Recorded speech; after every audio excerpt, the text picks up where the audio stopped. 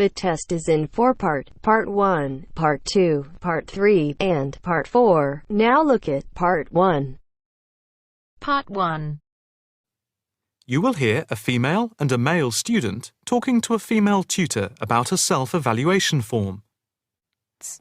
First, you have some time to look at questions 1 to 6.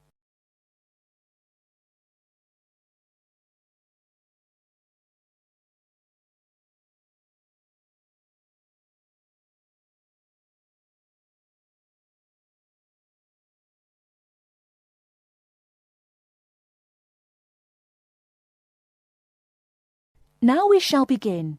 You should answer the questions as you listen, because you will not hear the recording a second time. Listen carefully and answer questions 1 to 6. Now, Mark and Anna, I have to say that I thoroughly enjoyed your joint presentation on the application of robotics in a non-industrial setting to the group on the 2nd of December, and it is clear that you have both devoted quite a lot of time and effort to it. Have you had a chance to fill in the self-evaluation form for the session? Yeah, we have. So, Mark, what do you think overall? Well, generally I felt the presentation worked very well. In fact, we seemed to hold the attention of the others throughout. And the pace of delivery was fairly even, as were the range of activities we organised. I agree with Mark, but I'm not sure we were comprehensive or academic enough. No comment, really, except that I don't think there was any question of it not being thorough. I think we were a bit too chatty and too jokey at times, rather than formal. OK, what do you think were the best areas? And which do you think can be improved on? Well, everything could have been improved on. I felt very good about the handouts. We'd spent a lot of time putting them together.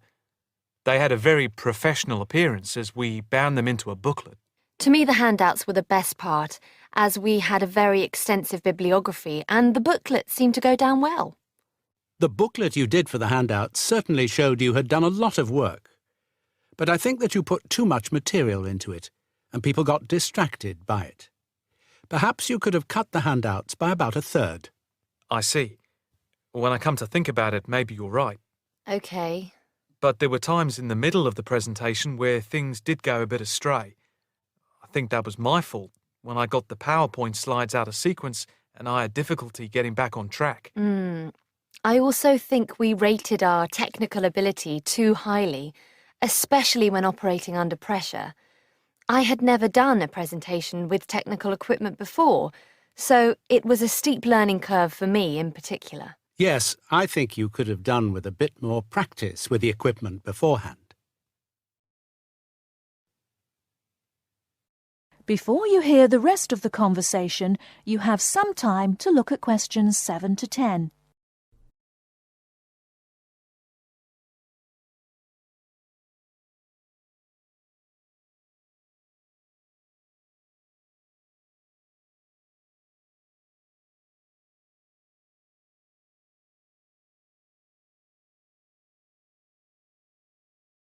Now listen and answer questions 7 to 10. What about the next item on the feedback form? The aims and objectives. I think they were very focused, and we followed them through well, I think. We wanted to show how Europe was lagging behind other areas of the world. Yeah, I think they were clearly set out. Yes, agreed. No comment there. The diagrams and charts were appropriate. Yes, I have put that too. They did work well in helping to illustrate and break up the presentation by cutting down on the number of words and text on the screen. What about delivery? Well, I think our performance was average. It was difficult to coordinate speaking and presenting the material at the same time.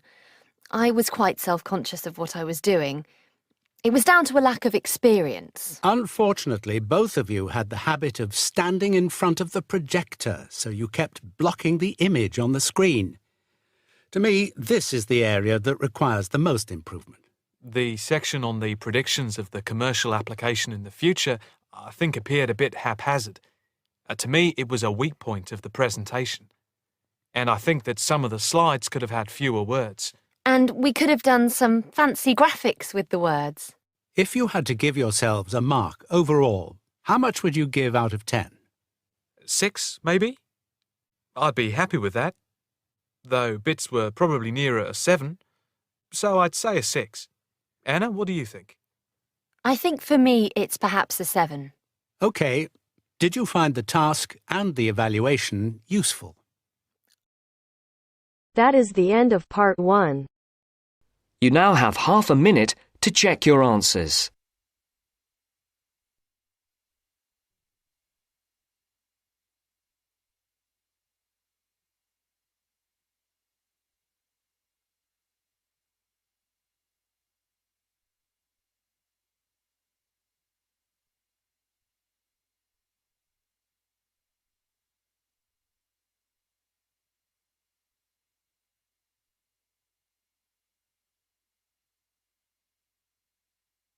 Now turns to part 2. Part 2. You will hear a tour of a newly renovated health club. First, you have some time to look at questions 11 to 15.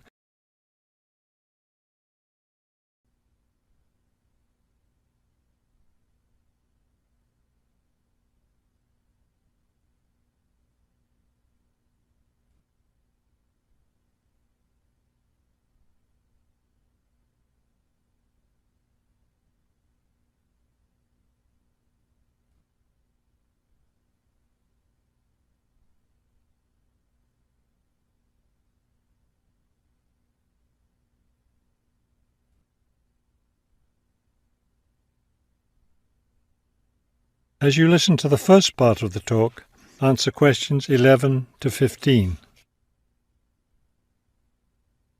Thank you all for coming to see the new renovations to the Hertford Health Club. I know you'll be as pleased as I am to see the wonderful results of our months of hard work to improve the club and bring you the best facilities ever. We'll begin in here with the swimming pool. You'll notice the new colour of the adult pool, a lovely cool green. Now walk over here and look at the children's pool. It's the same green, but as you see, with brightly coloured sea creatures painted everywhere. Both of the pools needed painting, not only for maintenance, but I think the new colour greatly improves the atmosphere of this part of the club. Next, let's take a look at the locker rooms. Don't worry, there's no one using them just now. Doesn't it feel roomy in here? We've expanded both the men's and women's locker rooms, so now they'll be much more comfortable to use. There are bigger lockers, a good deal more room in the dressing area, and more places to store extra towels and equipment. Be careful as you walk through here. The floor's just been polished and may be a bit slippery. Let's go up to the exercise room next. Here, you'll notice a new floor. Walk on it. Doesn't that feel comfortable? It's a special material, softer than the old floor, an ideal surface for jogging and exercising.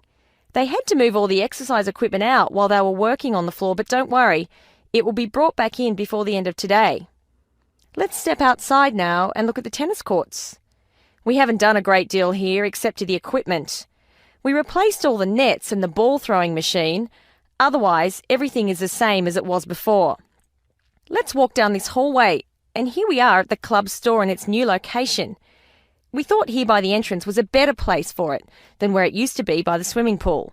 But it still has all the same items for sale, sports equipment and clothes in the club colours. Before you hear the rest of the talk, you have some time to look at questions 16 to 20.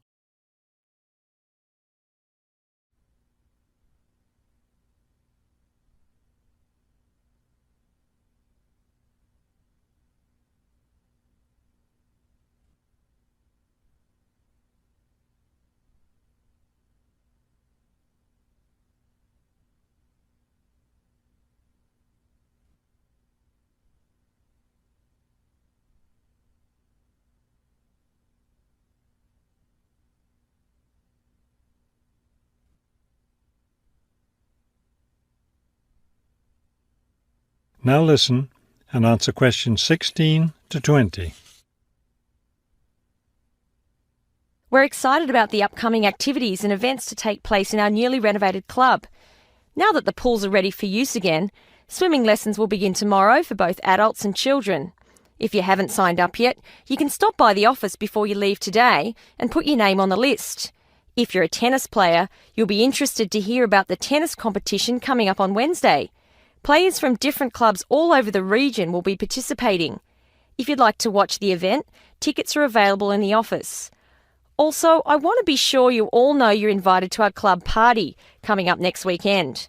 We're celebrating the completion of the renovation work, and we have a lot to celebrate. The entire renovation project was finished in just 9 months. That's 3 months less than the 12 months we'd originally planned on. We're proud of that, and proud that we came in under budget too.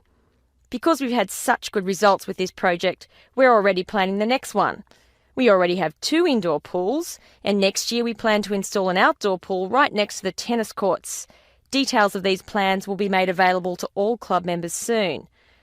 All right, I think we've covered just about everything. Are there any questions?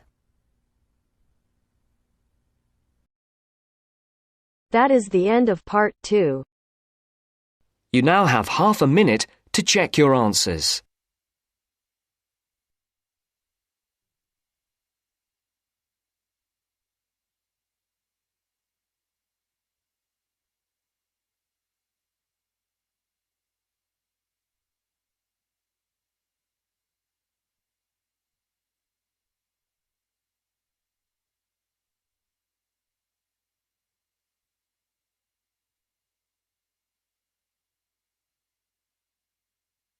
Now turns to part 3. Part 3. You are going to listen to a lecture on language learning. First, you have some time to look at questions 21 to 25.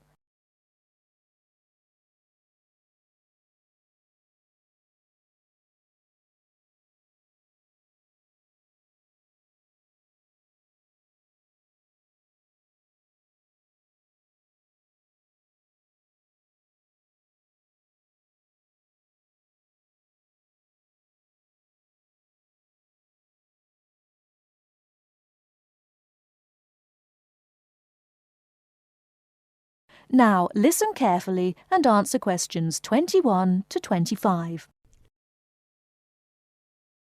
This is the first in our series of lectures on language learning. The topic I'd like to deal with today is what makes a successful language learner? There's been a lot of research into what makes some people learn a language faster than others.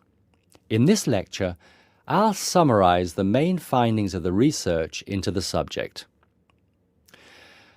There are many factors that influence how quickly one learns a foreign language, of which exposure to the target language seems to be one of the most important factors to consider.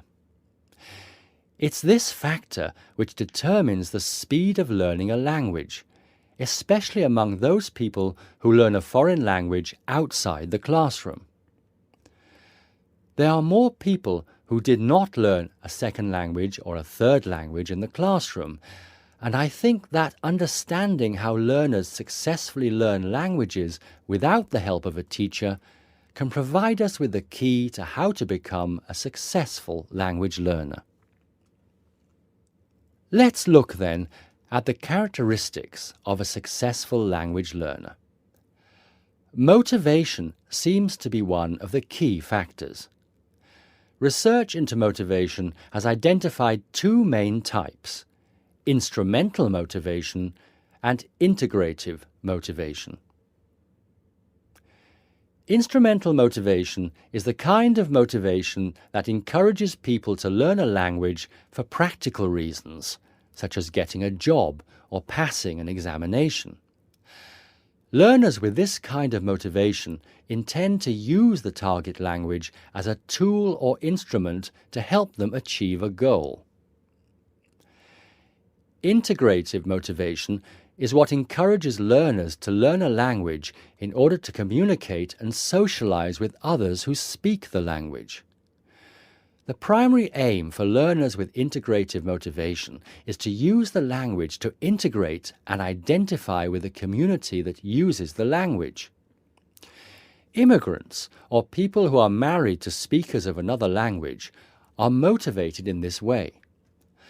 Although most people have mixed motivation, research into language learning and acquisition suggests that integrative motivation produces much better results and is an important characteristic of successful language learners. Before you hear the rest of the talk, you have some time to look at questions 26 to 30.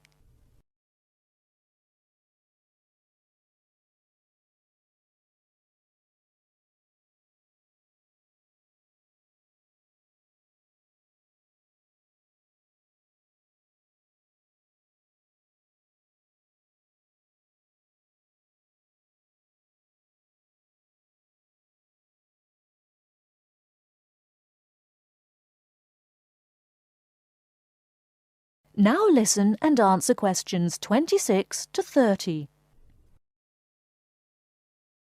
Personality is another important factor in language learning.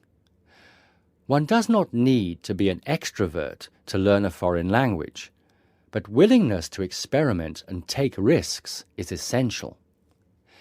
Introverted or anxious learners who are afraid of making mistakes find it harder to learn a language. Good language learners will try to experiment with different ways of learning vocabulary or grammar until they find the way that suits them best.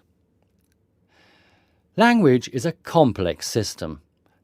Successful language learners often design complex learning systems to master a language. They think about how they learn and organize their learning accordingly. They develop their own learning style and use a range of learning skills such as efficient revision techniques, systems for learning and organizing vocabulary, the ability to monitor their own speech, and the ability to plan their learning. Finally, age is another major factor to be borne in mind. Children seem to be in the best position to learn a foreign language rapidly and with the best results. Older learners can also be very successful and become proficient at using a language.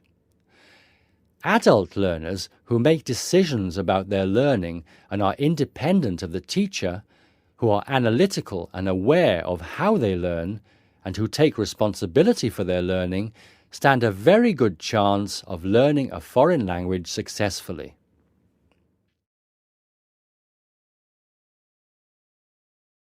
That is the end of part 3. You now have half a minute to check your answers.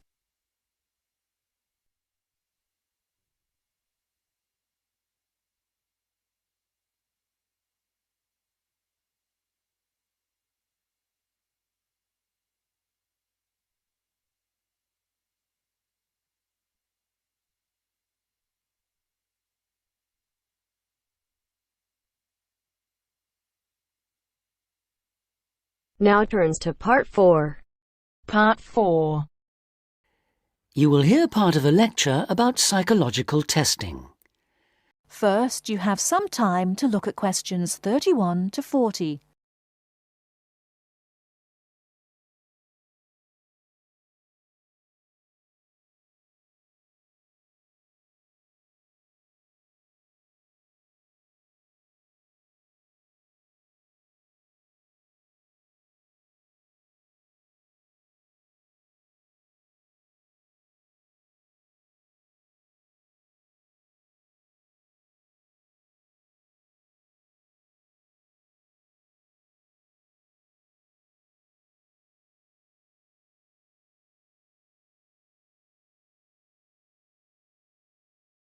Now listen carefully and answer questions 31 to 40.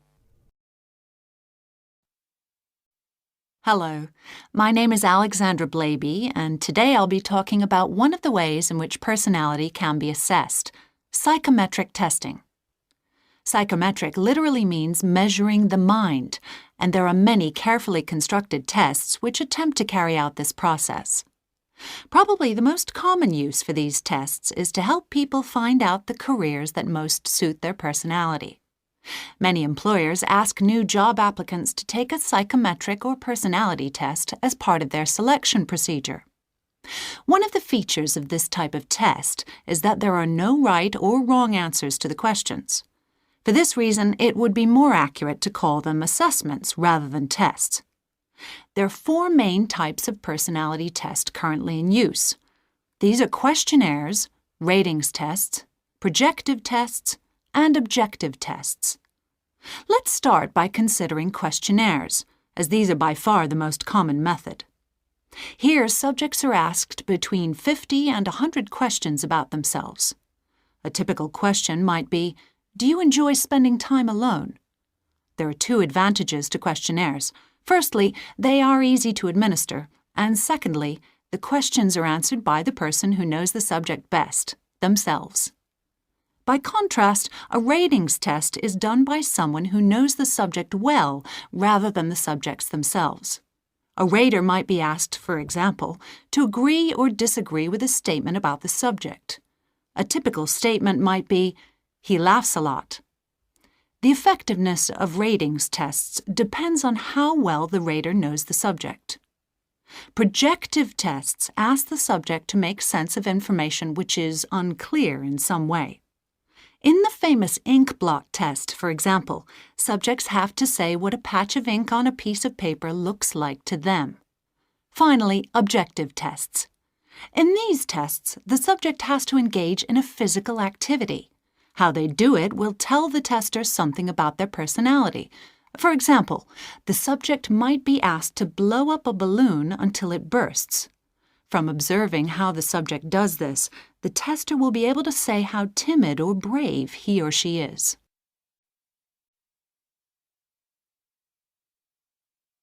Perhaps at this stage we should clarify what exactly we learn about people from psychometric tests. The overall purpose of the tests is to identify personality leanings or inclinations rather than fixed qualities or, as some people fear, character weaknesses. This explains why tests often include several similar questions.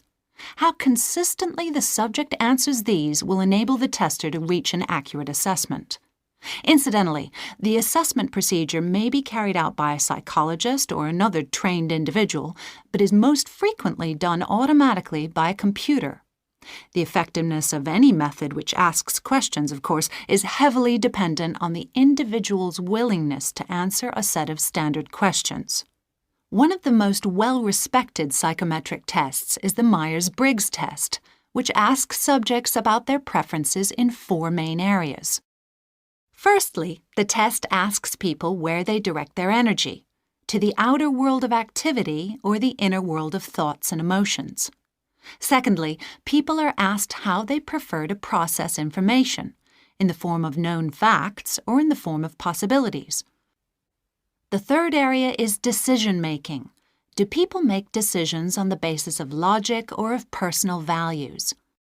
Lastly, Myers-Briggs tests ask people how they prefer to organize their lives, in a structured or a flexible way.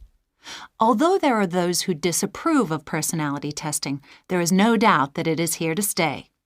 Human beings have always been curious to find out about themselves and others. Psychometric testing gives them an objective, scientific means of doing this. Well, that's all for today. Tomorrow I'll be examining ways of measuring intelligence. That is the end of part 4. You now have half a minute to check your answers.